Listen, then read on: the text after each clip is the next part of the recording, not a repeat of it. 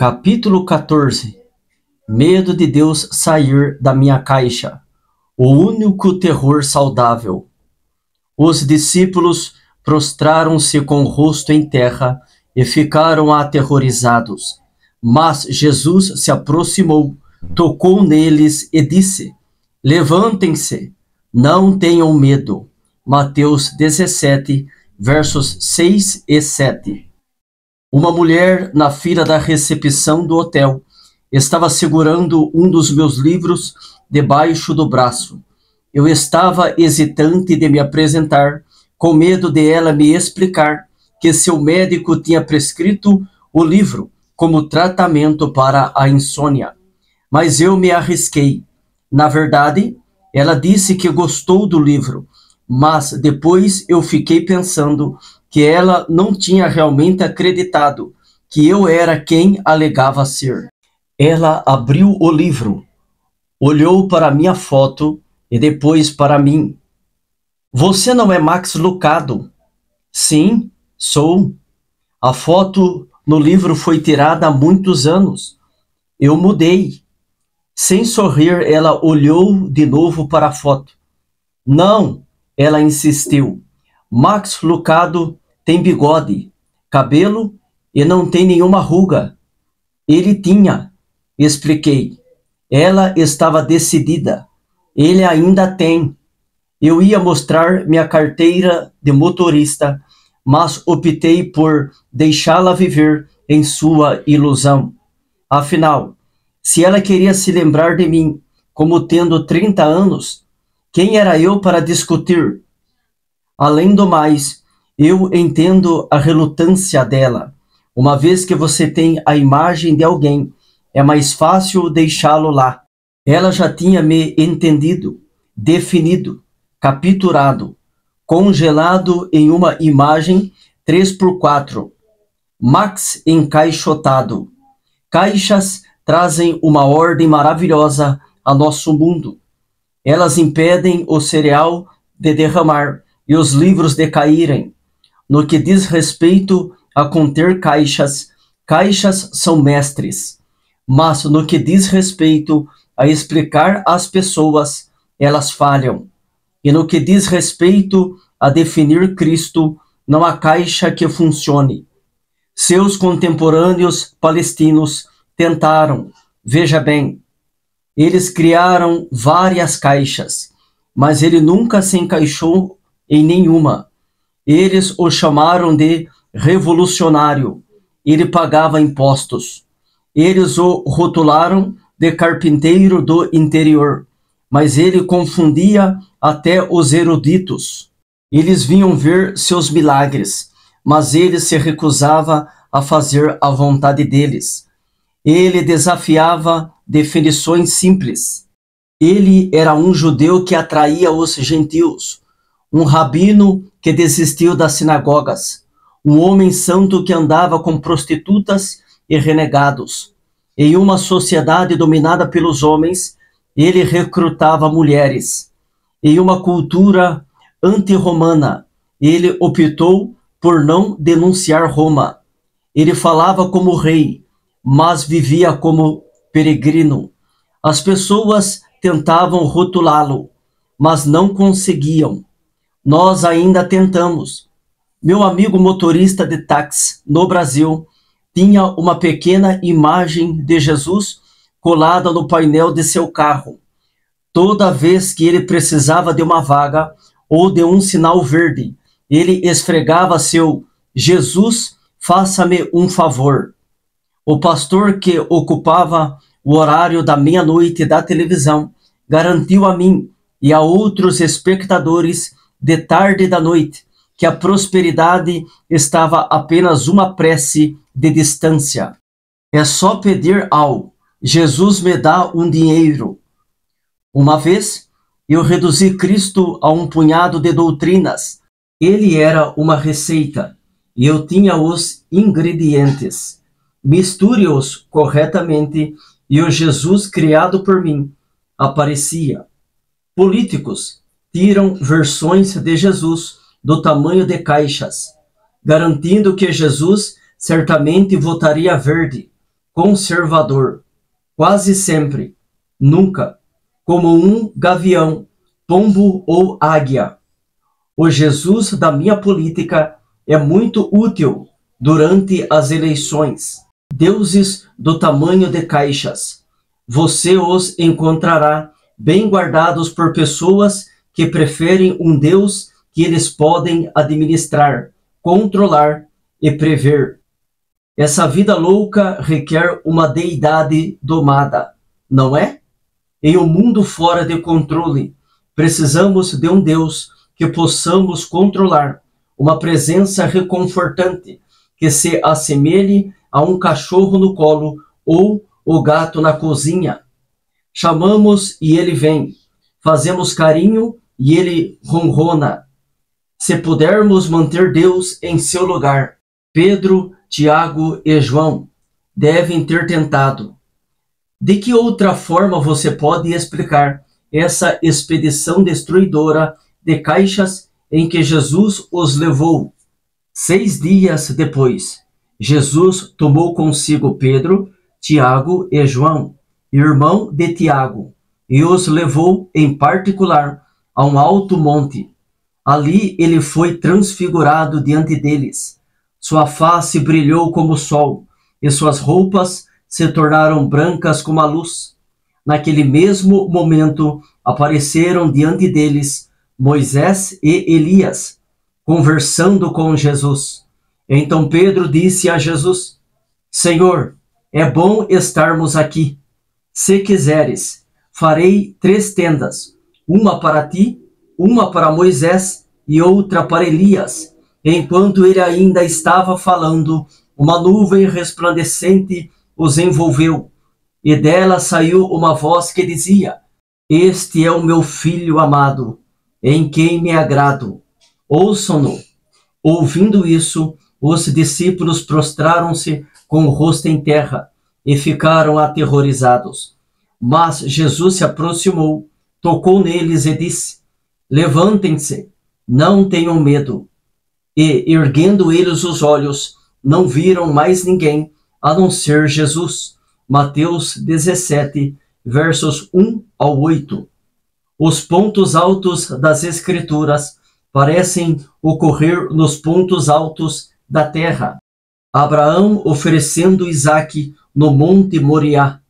Moisés testemunhando o arbusto em chamas no Monte Sinai.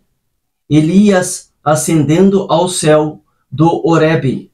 Cristo redimindo a humanidade em um monte chamado Calvário. E Jesus se transfigurando no Monte Hermon.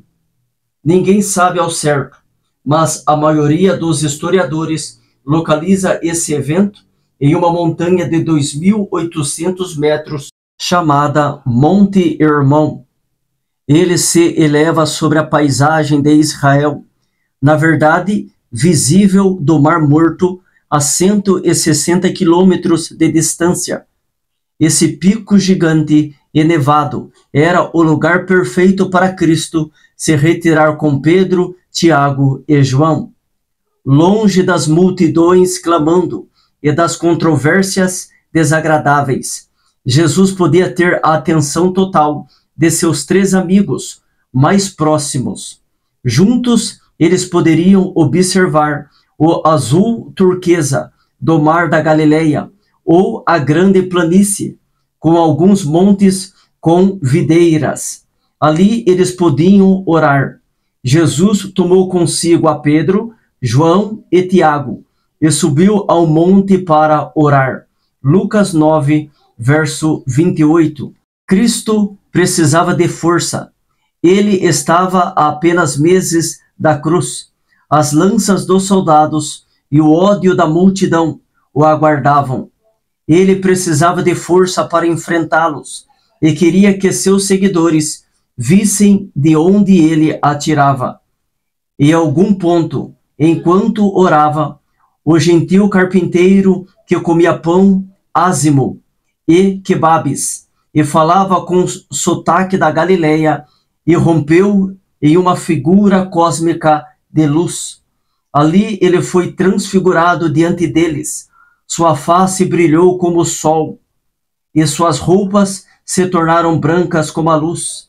Mateus 17, verso 2. Saiu luz dele, brilhante, explosivo, chocante. Saía luz de cada poro de sua pele e costura de seu manto.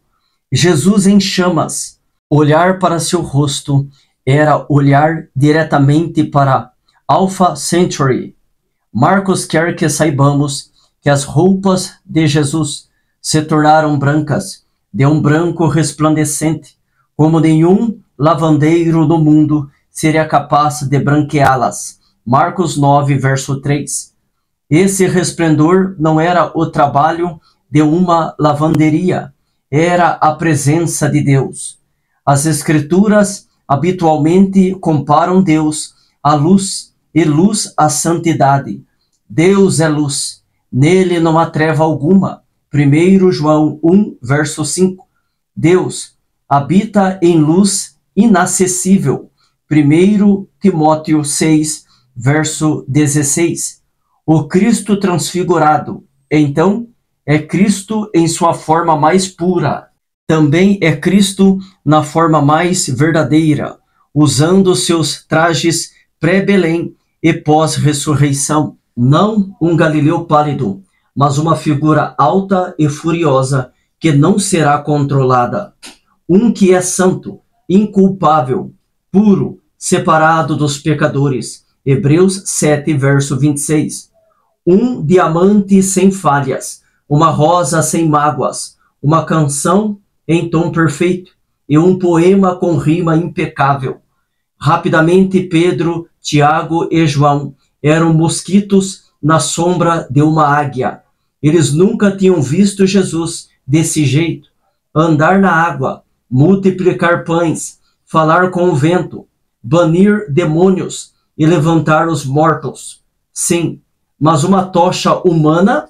Aconteceu que Jesus estava apenas se aquecendo. 2 visitantes apareceram, Moisés e Elias. Aquele que deu a lei e o príncipe dos profetas passou pelo fino véu que separa a terra do paraíso. Falavam sobre a partida de Jesus, que estava para se cumprir em Jerusalém. Lucas 9, verso 31. Moisés e Elias, o Washington e Lincoln dos judeus. Seus retratos estavam expostos na entrada do Hall da Fama hebraico. E lá estavam eles, a resposta à oração de Jesus.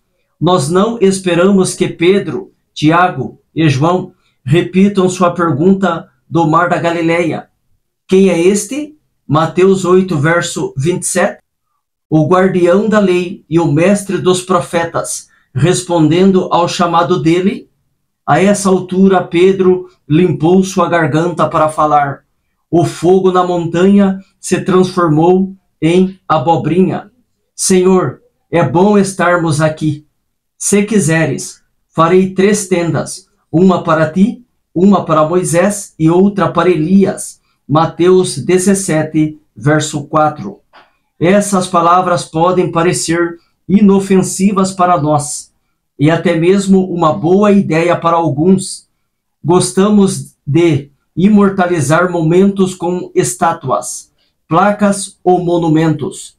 Pedro acha que esse momento merece uma construção especial e voluntários para fazerem parte do comitê. Boa ideia, certo? Não pela perspectiva de Deus.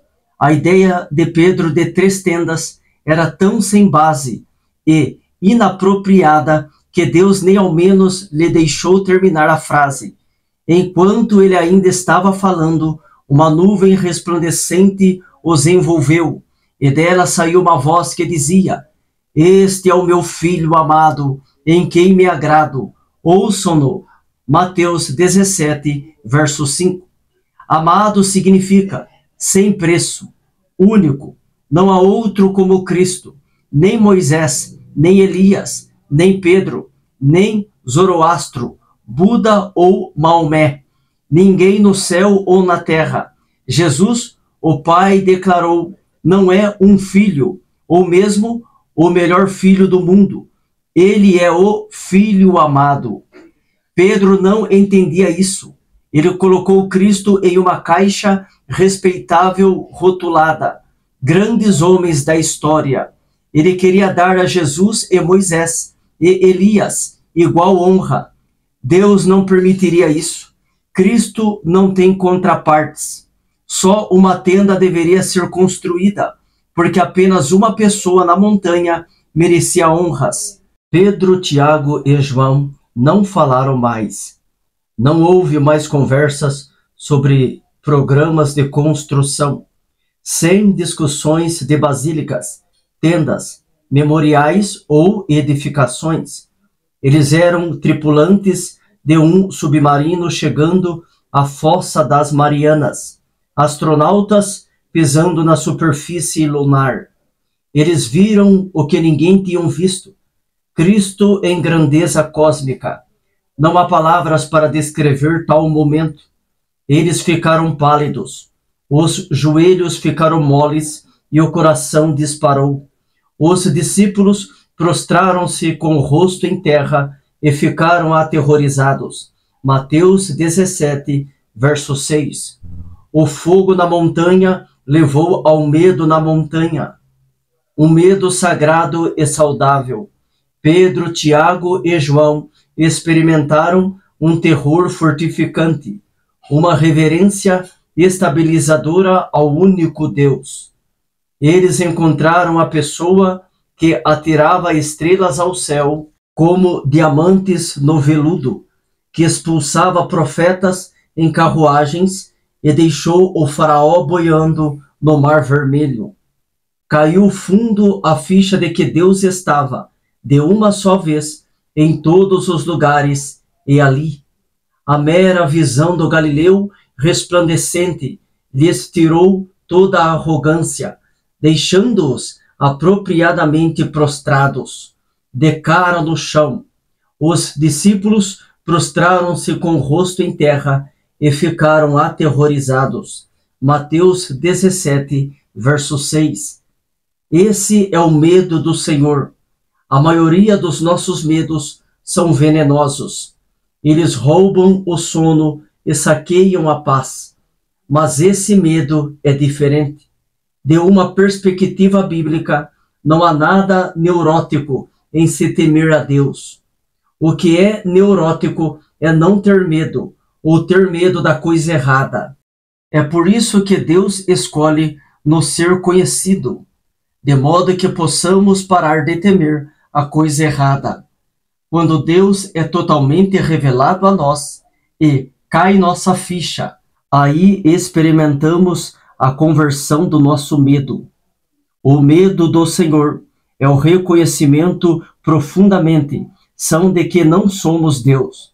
Há quanto tempo você sente esse medo?